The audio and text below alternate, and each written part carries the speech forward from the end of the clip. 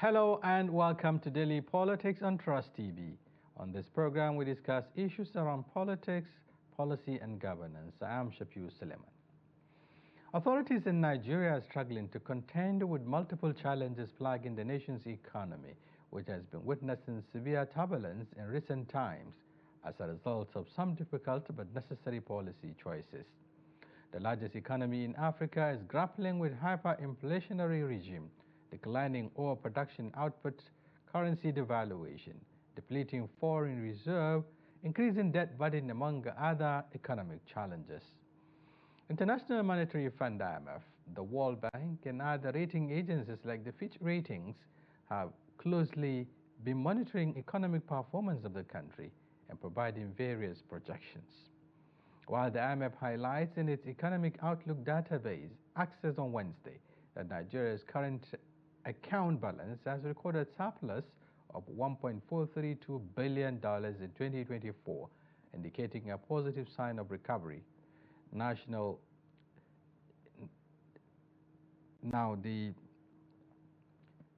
rating agency, the nation's currency, the Naira, will end this year as at 1,450 to a United States dollar, despite measures at boosting the currency.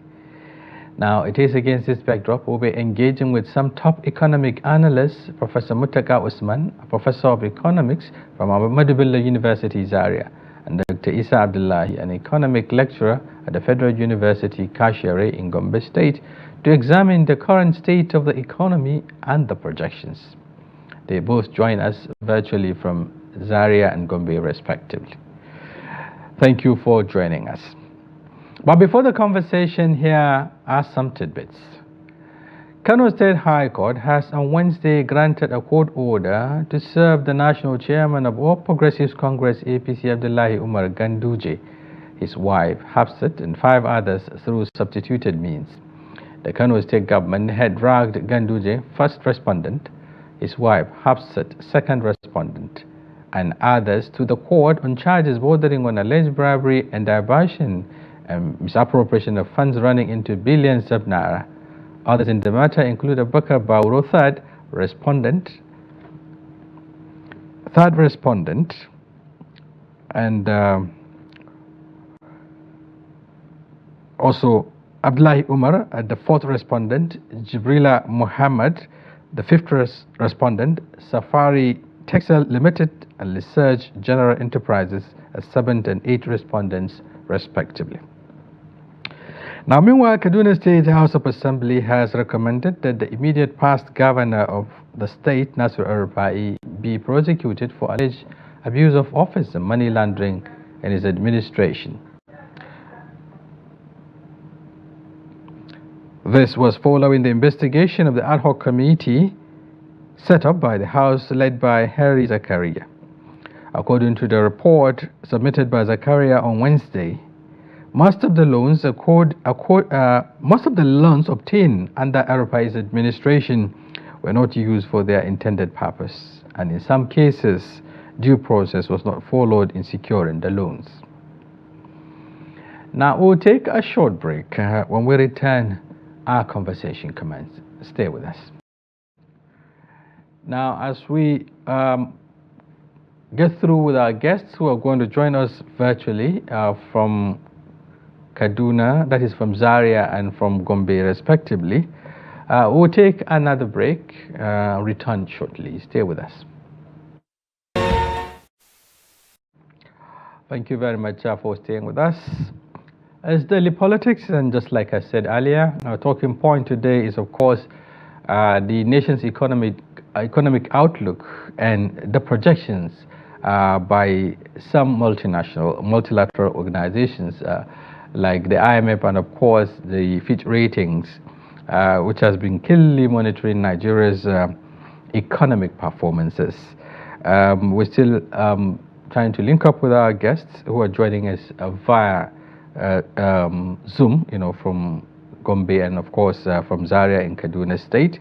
But while we do that, we can set the stage for the conversation by getting your comments. We'll open the line for you first.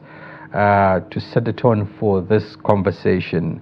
Just like I said, we're looking at the economy and, of course, a number of projections. The Fitch rating is talking about the fact that the naira would settled at the end of this year at 1,450 to a dollar. Right now, I think it is hovering around this amount. This is happening despite the efforts, by the federal government to save the naira from further sliding. Again, the IMF is also looking at, what they call some positive, signs in the economy with the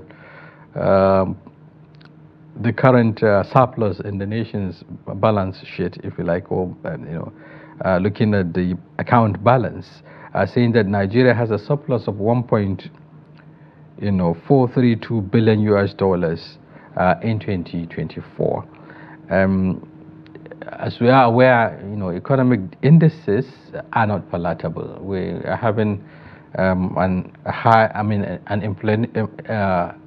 inflationary regime, hovering around 35, for food inflation around 40% and so on.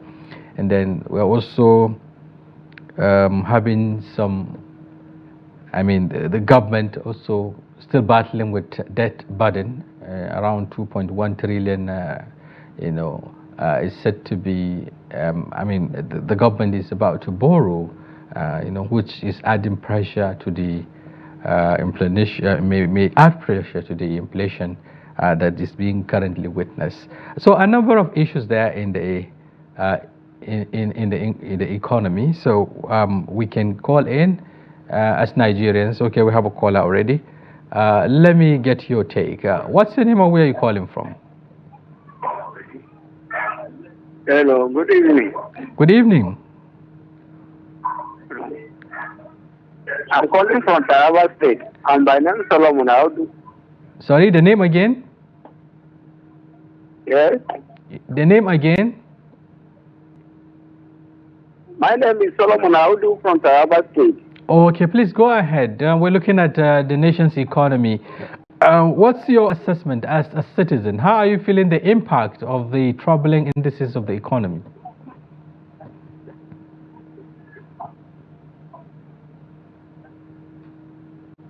Yes, the economy challenges that we are having, or facing in our country. Yes. I'm sure you go to the market. How are you finding, the cost of goods and services, food prices, for instance?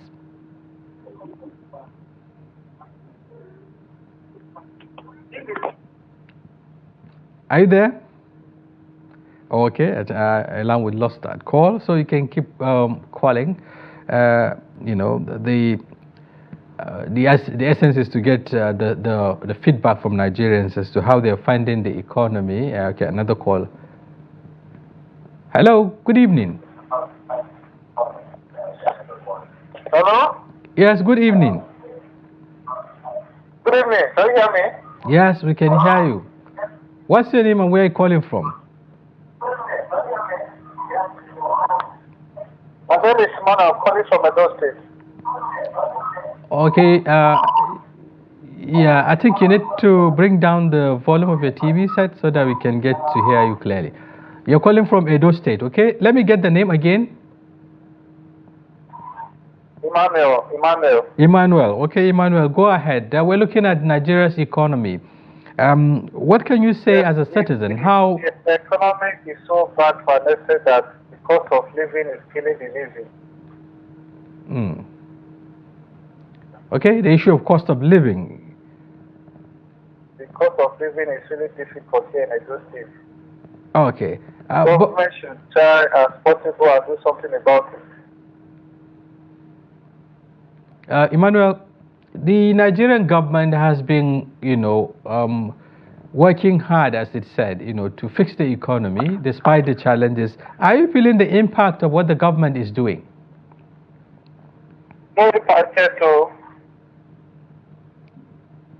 Sorry?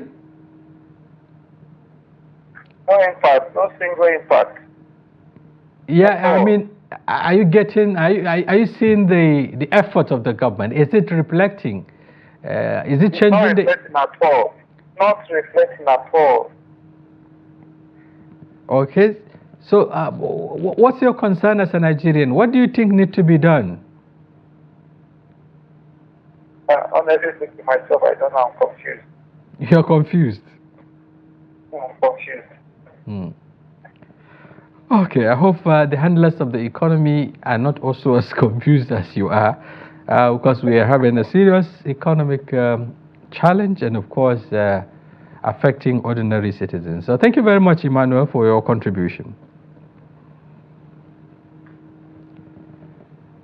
Okay, okay, we have another call on the line. Hello? Okay, we have another call on the line. Yes, sir. Hello? Hello, sir. Good evening. Good evening. Hello.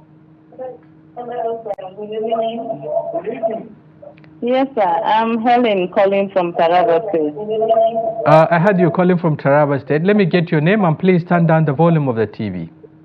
I heard you calling from Taraba State. Let me get your name and please turn down the volume of the TV. Okay. My name is Helen. Mrs. Helen from Taraba State. Oh, okay, Helen, please go ahead. Thank you for joining.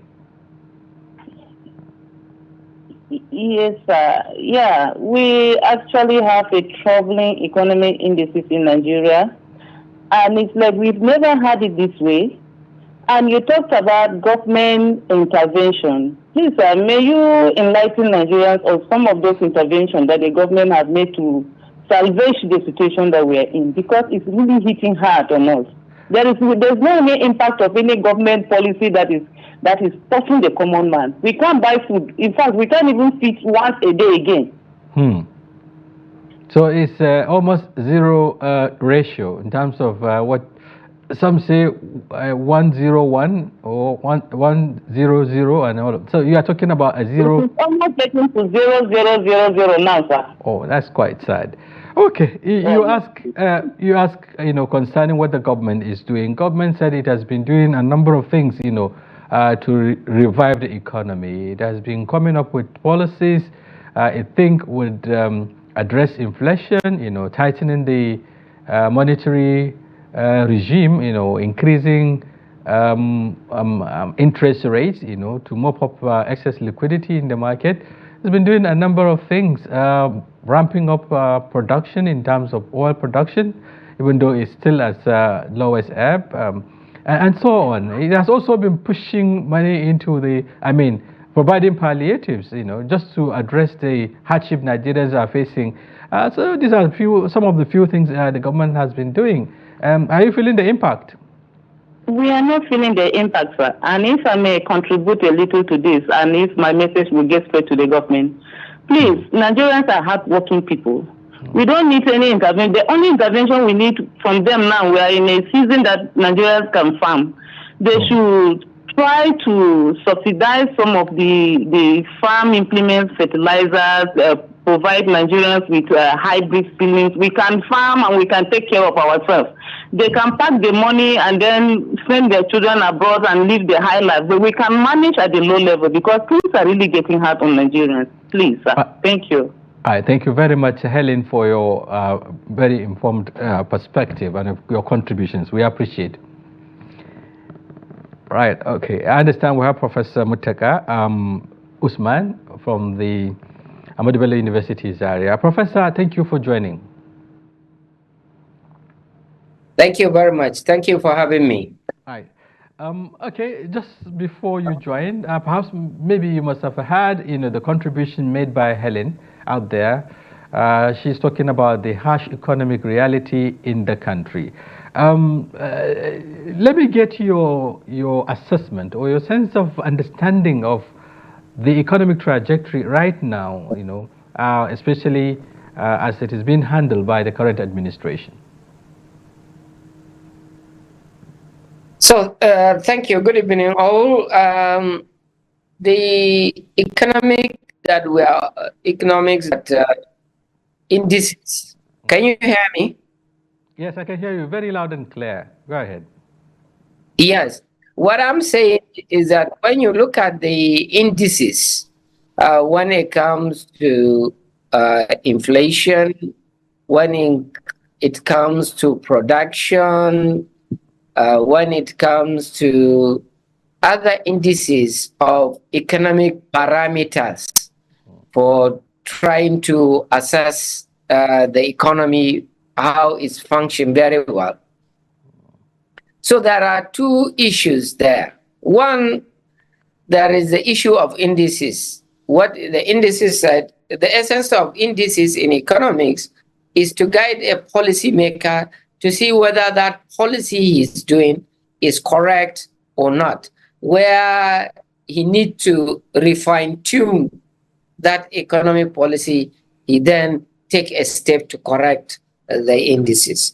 But all the indices you are talking about Nigerian economy now, they are not saying a good information to the people, because the fact that there is high rate of poverty, there is a high rate of inflation, exchange rate is so high that you cannot. Then the most essential thing is the level of unemployment, as well as other indices. So in a nutshell, the economics indices that the outlook now is not palatable for some of us that students of economics as it is. Yeah, but Professor, the likes of IMF and World Bank, despite the fact that they are also pessimistic, if you like, or they are also concerned about some of the weaknesses in the economic trajectory, they are passing sort of a verdict that the economy is on the right path. Perhaps they are beginning to see some sign of recovery. Take, for instance, they said there is 1.432 billion naira, account surplus in the Nigerian, for the Nigerian government. They are also talking about the GDP, even though not growing the way it was projected, but was still, averagely doing well. What's your reaction to some of these observations? You see, this is a problem because in most cases, those World Bank and IMF are the architects of this problem. So they can admit that their policies are not working. They are marketing their program, they are marketing their projects, so they can't say this thing is not working. So the fact that they said they are not happy with some part and happy with the other part for over 30 to 40 years, that's what they have been doing. And until we break up from that shackles, they will never tell you the right thing, because there is no country in the world that take the prescriptions of World Bank and IMF and develop satisfactory. Because even the GDP growth, they are saying that is looking good, but there is the need to put more effort. It doesn't work like that. Go to the economy, come down to the system, and ask people, are they really enjoying this kind of situations? The answer is no. People are suffering. There is hunger. There is increase in poverty, because in the one hand, they will tell you that the poverty has increased by about 67% in their own numbers. But they will come and tell you as well, because you felt that whatever they are telling you, because they give you loans, so you can take it. But all what they are saying, they have been saying it over 40 years, and they are ditching us into a serious problem that we are facing in this country. So it's not unexpected from the World Bank and IMF and said this. They are the architect of these problems, because they came out and said the Nigerian government must remove subsidy without looking at the real cause of, is there any subsidy or there is corruption? Okay, now if you look at that's a basic. Right. If you look at perhaps the outlook, just like I said, we're not even talking about the indicators now. We're talking about the indices. Inflation is on the high side. Unemployment rate is also rising. The poverty rate has increased substantially, and so on. But for a country like Nigeria, which is, largely a developing economy, didn't you think these are some of the teething problems perhaps a country would go through to be able to navigate through challenges? And also, as some say, Nigeria is not living in isolation. The global economic slowdown affects other countries, not just Nigeria.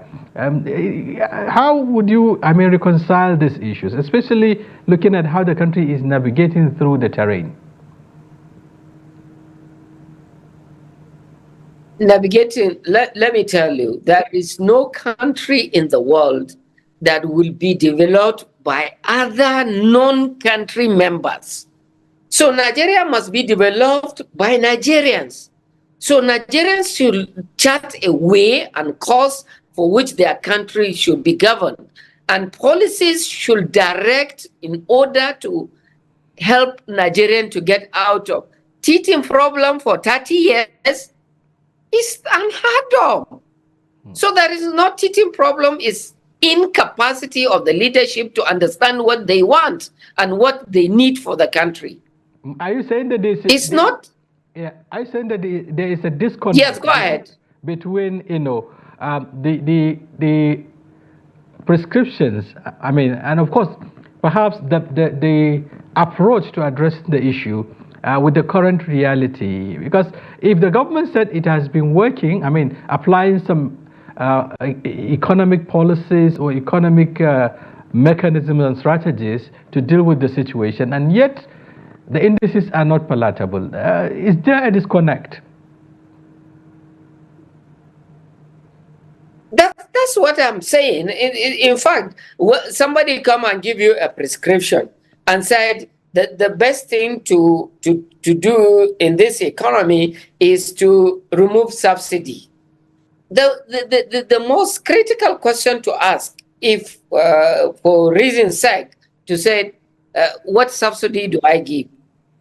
Because subsidy is defined. What is subsidy? Is that to supplement the cost of production.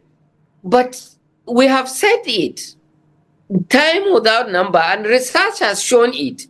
The petroleum subsidy they are talking about is non-existent, it's just corruption.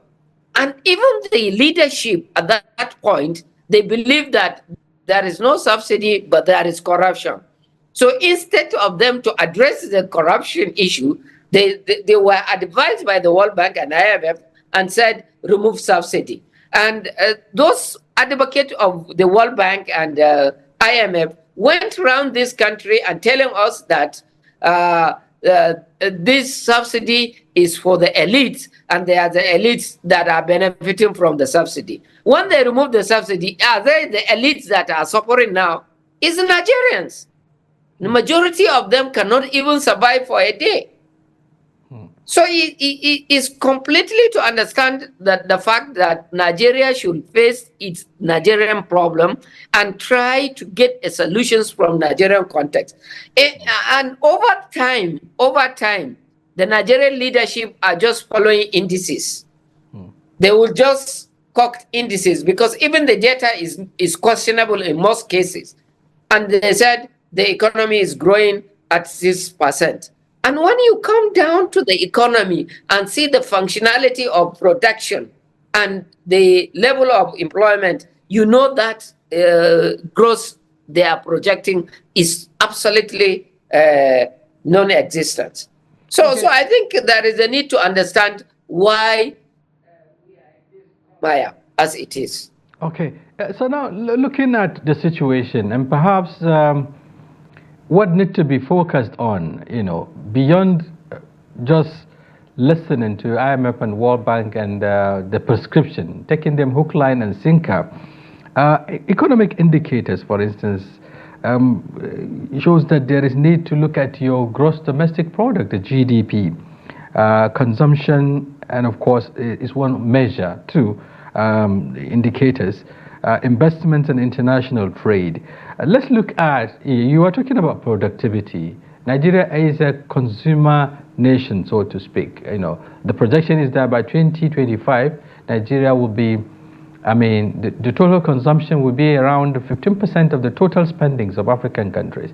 It shows that it's still a very big issue. Yes. How do we, change the narrative from consumption to production with some of the basics lacking, power, business environment incentives and all of that? How do we change the trajectory? Yes, that one is simple. One, you have to create an environment at which people can earn income. Because without income, there will be no savings. If there is no saving, there will be no investment. And therefore, the first thing is to say, how do we generate investment to put back those industries? For instance, if you go to Kaduna, if you go to Kano, you see the level of industry that closed in the last 10, 20 years. You will wait for this country because the investment in power, there are huge investment, but there is nothing come out of that investment because there is high level of corruption within the sector. Look at what is happening now, segregating the tariffs. And therefore, how do you produce at that level to make profit? There is no way you can sustain production with that level of tariff. And as well, there is not even the power to get the tariff, then they are increasing the tariff. So one of the things is that, one, you have to invest in human capital. One, health, education, there must be investment in social capital for production. Two, there must be direct effort to see how those industries can come back to productions and employ more people so that people can earn income and make savings for investment. There is also the need to look at holistically how these policies are. Is it for the best interest of Nigerians or for the best interest of the creditors? If it is for the best of the interest of the creditor, so be it. Then we should be working towards satisfying the creditors, not Nigerians, as it were. So there must be a relationship between policy and the governance and the government in the country. Right. Okay. Now you're talking about how to even save the drip, so to speak. Right now, as we speak, perhaps because of the economic policies, which the government will tell you it is doing it, perhaps to attract foreign direct investment, especially tightening the interest rate. Rising the interest rate and all of that, said to have been done, to encourage investment and so on.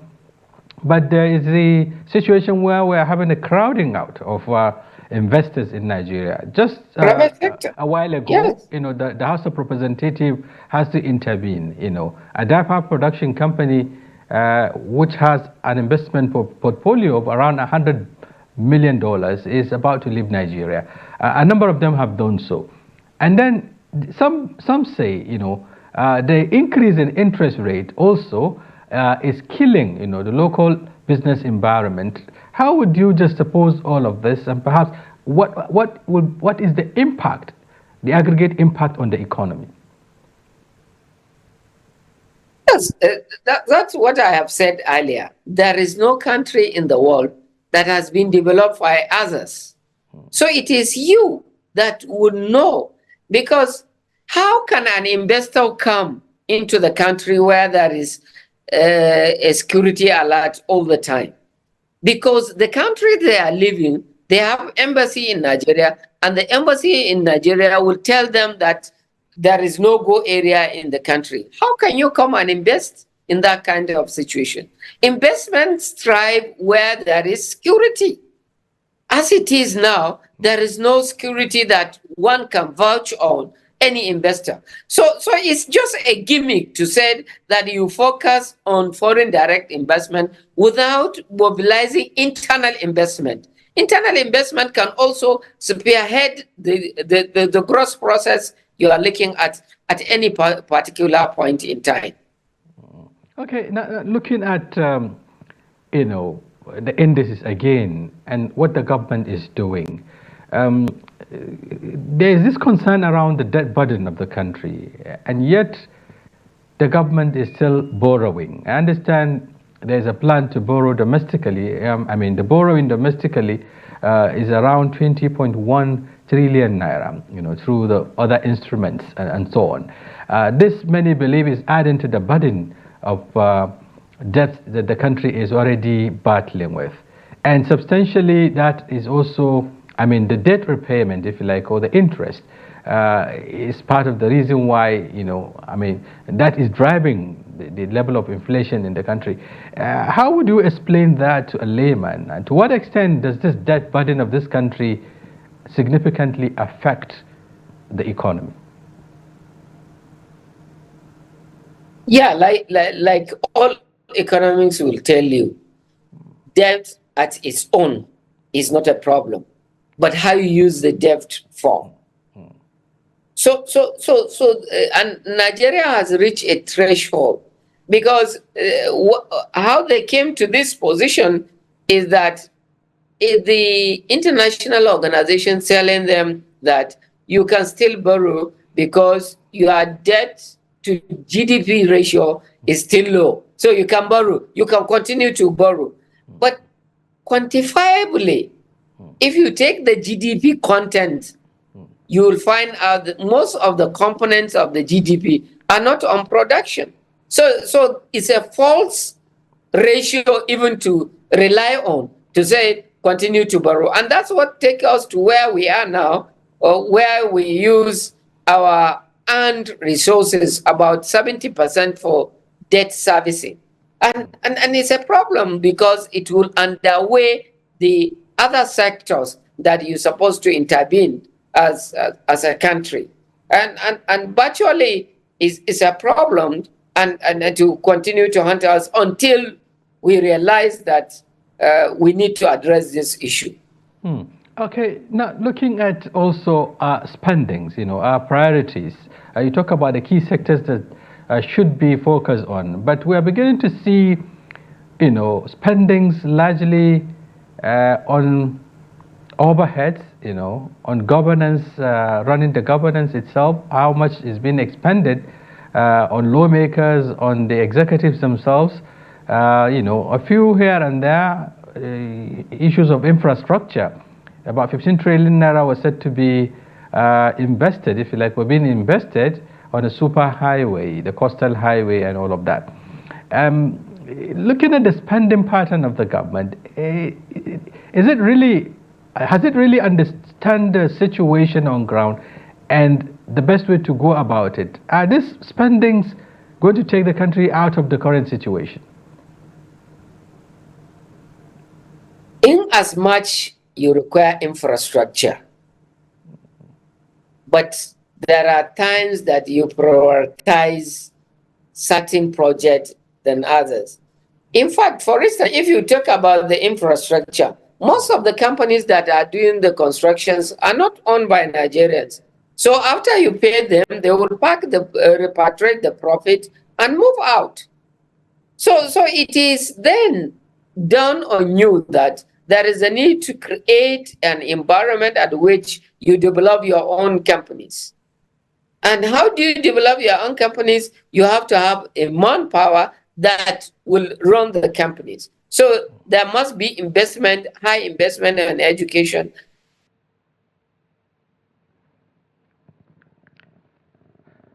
Okay, and we're having some technical challenges out there. Professor will certainly rejoin perhaps. Is making a point, on need to prioritize spendings in line with the current realities. I think the line is still open for you to also call. You've heard what the professor is saying and what need to be done, to take the country out of the current situation. He was also examining the handling of the economy by the current administration. So you can still call in and make your inputs on the program, while we try to get back Professor Muttaka Usman. Still talking about Nigeria's economic outlook and some of the troubling indices. He highlighted much on the trajectory, which he said is not, encouraging. Inflation is on the rise, unemployment is on the rise, poverty is also on the rise. Okay, I think Professor is back now. Professor, you were making a point earlier. Yes, I'm saying in so much that the government need infrastructure, that there is a need also to prioritize some of the areas that are critical for an economy to run. For instance, health, education, and social services, and therefore reduce much expenditure on the servicing, for instance, on servicing the government and governance issues. Therefore, it is important at a stage of a country to grow. That's why in the initial development process of Nigeria, there is a development plan that from first development plan to fifth development plan. All those plans outline where the country should be at a particular point, and also the level of investment on certain sectors. That's why the issue of Ajakuta and other companies were put into those development plans so that it will generate the growth trajectory that will occur from that period. So there must be a deliberate attempt to prioritize the areas that will be an enabler for economic growth and development of Nigeria, rather than just infrastructure for its own sake. Now, are you worried about the current state of the foreign reserve? There's some depletion. The recent figures are indicating that about it has dropped, by 1.8, thereabout a trillion. Yeah. And largely it is used, according to experts, to some extent support the currency, which is falling. Is it the right way? Is that the right way to go? Spending, taking from the GDP, the foreign reserve to support the naira, and yet the Fitch rating is saying that the naira would have to settle at 1,455. There are 400. I think 55 thereabout at the end of the year, despite all the measures that have been taken. You see, that's why even the media is taken along by the World Bank and IMF. So they give you any argument, you just adopt the argument. For instance, in Malaysia, when Mahathir Mohamad first came, he was there. He came as a president. Right. There was serious speculation. Then that speculations, he bent on hurting, because he said Malaysia is for Malaysians. So he closed off all the speculators and said they were asking for what is his level of foreign reserve. He said foreign reserve is for us. You don't have to know what is our foreign reserve. The essence is that people buy goods from outside, we open from M and pay. So it is part of the scenario to say it's okay, foreign reserve is collapsing, because they want to threaten you that you need to change the patterns you are going. So if you are not importing most of the goods and services, why do you need foreign reserves? So it is part of the architecture that you should always be put on a threat. Something is pursuing you. Because if we identified the areas to address, we should address them. But talk less. If they depleted, let them deplete the foreign reserve. If we don't import, maybe we'll be forced to produce what we want to take. Okay, so it is not. Yes, forcing us to produce what we take. One comparative advantage we have is our crude oil reserve. And of course, there is a concerted effort to see Nigeria, coming back to, exporting, if you like, oil, and even reducing the import, by local refining. And the president is just asking the IOCs to supply crude oil to Dangote refinery, who many see as a game changer. Do you think, with the coming on board of this refinery, this issue of import dependency would reduce? Shafi'u, the fact of the matter is that that industry is shrewd with high-level secrecy. They don't know not Nigerians didn't know what is going on in those industry. So whether they tell us there is a refinery or until we see it on the ground, I know there are so many refineries that are not working at present. So, and there are so many corruption going on in that industry. So as such, people will not give it up easily. So there is no way you can say it's okay over time. Buhari, who was the minister of petroleum, he said you repair all the refineries. After he left, no single refinery has been repaired. And people have been stealing oil, people have been stealing money from the industry, and nobody could talk. So it's a cartel. An inherent oil industry is a cartel. Even what you produce is determined by other people. Okay. So it's not something that you said we will say it and it will go. No. Okay.